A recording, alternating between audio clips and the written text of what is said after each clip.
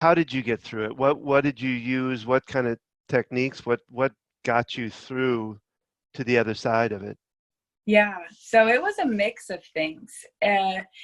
I'll just kind of list them off, then I'll go a little bit more into detail. But, like I said, I spoke to a therapist during that time. I did my own research on cognitive behavioral therapy. I practiced mindfulness, and I really leaned into my faith and talking to close people in my life.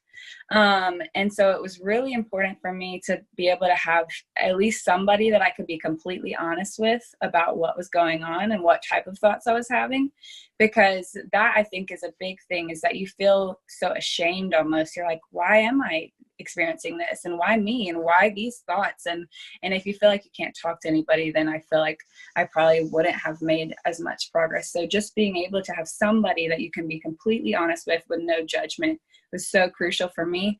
And then, like I said, the mindfulness was a big part of it too, meaning that I specifically spoke scripture over myself, which from the Bible, which was the one that I clung to the most was, for I was not given a spirit of fear, but a spirit of power and love and sound mind, which is 2 Timothy 1:7. And so I had a friend encourage me to do that every day, multiple times a day, when I was feeling fearful or, like I was crazy.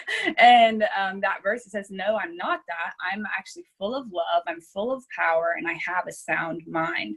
And so even when I didn't believe that, I started to say it actually out loud over myself. And I just practiced, renewing my mind by staying on that truth and taking that as truth rather than the things I was thinking, so I was replacing those kind of thoughts with another positive thought. Another big thing for me was just simple and fun distraction, because it was kind of, when you start to ruminate on your thoughts, they just create more pathways, and it ends up intensifying your suffering. And so when I would try so hard to don't think that, don't think that, don't think that, I was thinking more and more and more and more.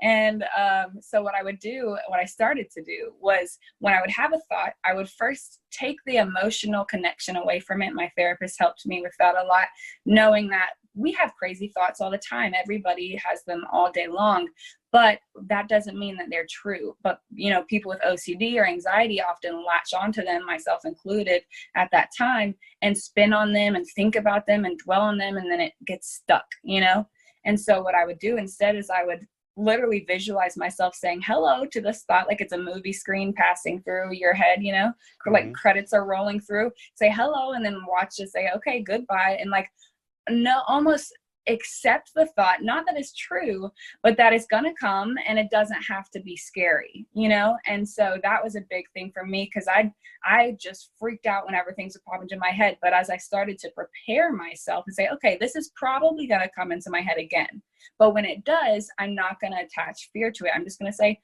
yeah, there's a thought, and there that thought goes.